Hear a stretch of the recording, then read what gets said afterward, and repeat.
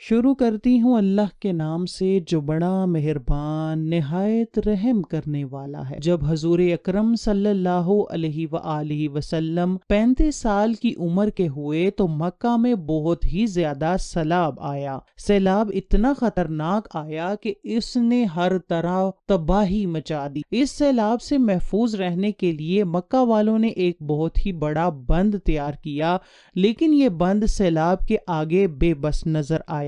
سیلاب نے اس بند کو ملیا میٹ کر دیا۔ سیلاب کی وجہ سے ہر طرف پانی ہی پانی نظر آتا تھا، یہاں تک کہ پانی خانہ کعبہ میں داخل ہو گیا۔ اس سیلاب کے پانی سے پہلے خانہ کعبہ میں آگ لگ چکی تھی۔ اس آگ نے خانہ کعبہ کی عمارت کو پہلے ہی بہت کمزور کر دیا تھا۔ اس کے بعد سیلاب نے خانہ کعبہ کی دیواروں میں سوراخ کر کے رکھ دیے۔ خانہ کعبہ میں آگ لگنے کا قصہ کچھ یوں ہے کہ ایک بار ایک خاتون خانہ کعبہ میں دیونی دے رہی تھی کہ اس آگ میں سے ایک چنگاری اڑی اور کعبہ کے کپڑے پر گر گئی، جس کی وجہ سے کعبہ کے پردوں میں آگ لگ گئی۔ آگ اتنی پھیلی کہ خانہ کعبہ کی دیواریں تک جل گئی تھیں۔ اس کی وجہ سے خانہ کعبہ کی دیواریں پہلے ہی کمزور تھیں۔ جب سیلاب آیا تو ان دیواروں میں سوراخ پڑ گئے۔ خدا کے پیارے دوست حضرت ابراہیم علیہ السلام نے جب اللہ تعالیٰ کے حکم سے خانہ کعبہ کو تعمیر کیا تھا تو اس کی دیواروں کی اونچائی بہت ہی زیادہ رکھی تھی۔ اس کی اونچائی تقریباً 9 گز تھی۔ حضرت ابراہیم علیہ السلام نے اس پر چھت نہیں ڈالی تھی۔ لوگ خانہ کعبہ میں نذرانے پیش کیا کرتے تھے۔ لوگ خوشبوئیں اور کپڑے جو بطور نذرانہ پیش کیا کرتے تھے، وہ سب کچھ خانہ کعبہ میں ایک کنواں تھا، اس کی نظر کیا جاتا تھا۔ خانہ کعبہ میں کنواں اندرونی حصے میں دائیں طرف تھا۔ اس کنویں کو خانہ کعبہ کا خزانہ تصور کیا جاتا تھا۔ کعبے کے اس خزانے کو ایک بار ایک چور نے چوری کرنا چاہا تو وہ اس کنویں سے باہر ہی نہیں نکل سکا، وہاں ہی جان گوا بیٹھا۔ اس لیے خدا نے کنویں کے خزانے کو چوروں سے بچانے کے لیے ایک سانپ کی ڈیوٹی اس کنویں پر لگا دی تھی۔ وہ سانپ ہر وقت کنویں کے پاس ہی بیٹھا رہتا تھا۔ وہ سانپ کسی کو بھی کنویں کے پاس پر مارنے نہیں دیتا تھا۔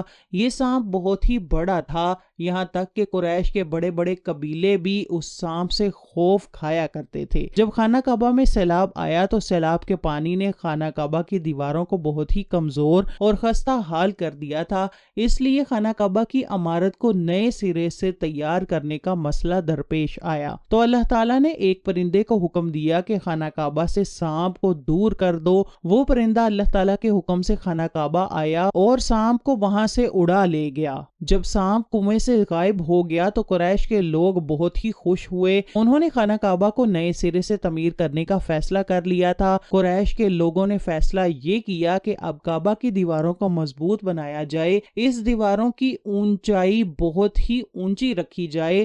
انہوں نے لوگوں میں یہ اعلان کیا کہ خانہ کعبہ کی تعمیر کے لیے ہر قبیلہ پتھر اور چندہ اکٹھا کرے۔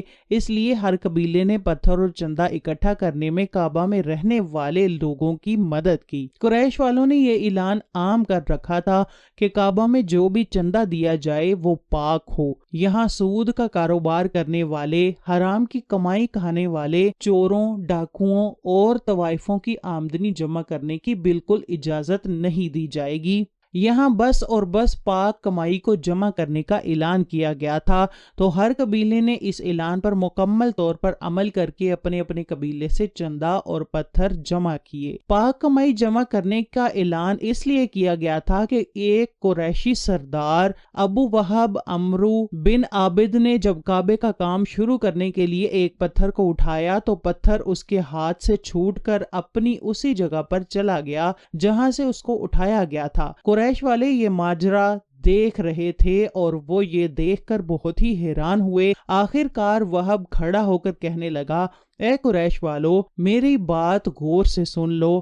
کعبے کی تعمیر میں بدکار عورت کی کمائی، سود کی کمائی، حرام کی کمائی، کسی چور کی کمائی کو ہرگز مت شامل کرنا۔ خانہ کعبہ میں صرف پاک کمائی کو لگانا، اس میں سب قریش والوں کی بھلائی ہے۔ یہ وہب حضور اکرم صلی اللہ علیہ وسلم کے والد گرامی کے ماموں تھے، جو کہ قریش میں بڑے شریف اور ایماندار آدمی مانے جاتے تھے۔ خانہ کعبہ کی تعمیر کے لیے قریش والوں کے ساتھ حضرت محمد بھی برابر کام کر رہے تھے.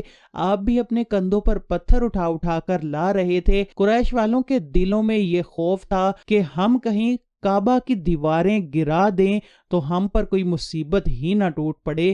ان میں ایک سردار ولید بن مغیرہ تھا.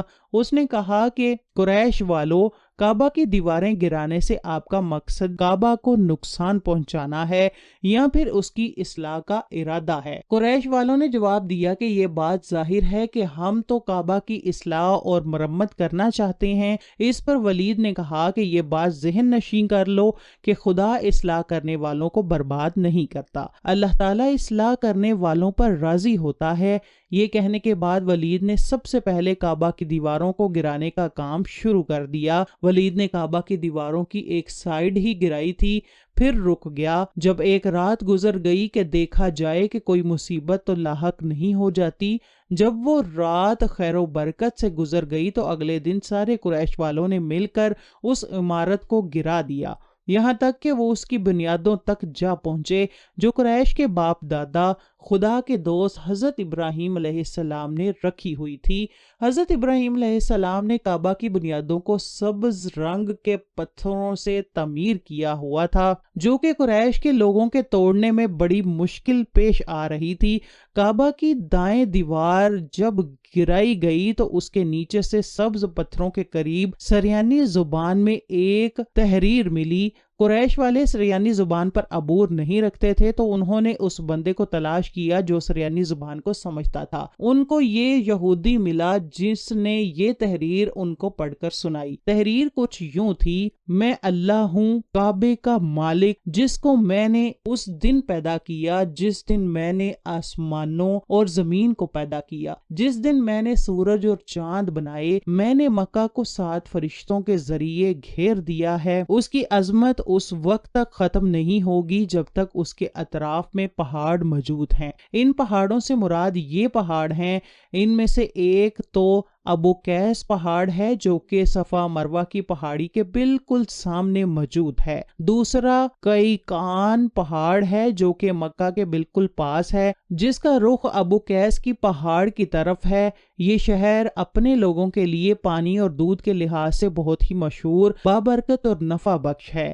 اس کی عمارت کو گراتے ہوئے جو دوسرے تحریر مقام ابراہیم سے ملی، اس تحریر میں یہ لکھا ہوا تھا: مکہ مکرمہ خدا کا محترم اور معظم شہر ہے. ان لوگوں کا رزق 3 راستوں سے آتا ہے. یہاں 3 راستوں سے مراد یہ ہے کہ قریش کے لوگوں کے 3 تجارتی راستے، ان راستوں سے ہی تجارتی قافلے مکہ میں داخل ہوتے ہیں. کعبہ کو شہید کرتے ہوئے تیسری تحریر کعبہ کے اندر پتھر پر کنندہ کی ہوئی ملی. اس تحریر میں یہ لکھا ہوا تھا: جو نیکی کے کام کرے گا لوگ اس پر رشک ضرور کریں گے، یعنی کہ اس جیسا بننے کی کوشش میں لگے رہیں گے.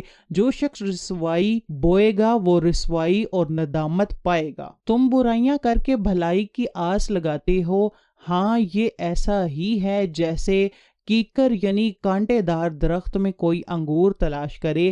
کعبہ کی تعمیر کرتے ہوئے قریش والوں کو پتھروں کے ساتھ ساتھ لکڑی کی بھی سخت ضرورت تھی، کیونکہ چھت اور دیواروں میں لکڑی کا استعمال ہونا لازم تھا. اللہ تعالیٰ نے لکڑی کا مسئلہ اس طرح سے حل کیا کہ ایک سمندری جہاز عرب کے ساحلی کنارے پر آ کر ٹکرایا. آج یہ جدہ کے ساحل سے مشہور ہے. پہلے یہ مکہ کے ساحل سے جانا جاتا تھا، اس لیے مکہ کے سب سے قریب ساحل یہ ساحل ہی تھا. جب یہ سمندری جہاز ساحل سے ٹکرایا تو یہ جہاز ٹوٹ گیا. وہ جہاز کسی رومی بڑے تاجر کا تھا. اس جہاز میں شام روم کے لیے سنگ مرمر، لکڑی اور لوہے کا سامان بھی موجود تھا. قریش کے لوگوں کو جہاز کے تباہ ہونے کے بارے میں علم ہوا تو قریش کے لوگ ساحل پر پہنچ گئے. انہوں نے جہاز کے لوگوں سے یہ لکڑی خرید لی. اس طرح سے خانہ کعبہ کی چھت پر اس لکڑی کو لگایا گیا. آخر کار خانہ کعبہ کی تعمیر کا کام حجر اسود تک جا پہنچا. اب یہاں ایک نیا مسئلہ پیش آیا، مسئلہ یہ پیش آیا کہ حجر اسود کو کون اٹھا کر اس جگہ پر رکھے گا۔ ہر قبیلے کی یہ خواہش تھی کہ یہ فضیلت ہم کو حاصل ہو۔ یہ ضد اس حد تک جا پہنچی کہ قبیلے ایک دوسرے کی جان لینے تک آ پہنچے۔ قبیلے عبدالدار نے تو قبیلہ عدی کے ساتھ مل کر ایک برتن میں خون بھرا تو انہوں نے اس میں اپنے ہاتھوں کو ڈال کر کہا کہ حجر اسود ہم ہی رکھیں گے۔ اس طرح دوسرے قبیلے بھی اڑ گئے، تلواریں نیاموں سے باہر نکل آئیں۔ اس مسئلے کو بھی حضور اکرم سرور کائنات حضرت محمد صلی اللہ علیہ وسلم نے بہت خوش اسلوبی سے حل کر دیا، جس کی ایک انتہائی خوبصورت داستان ہے۔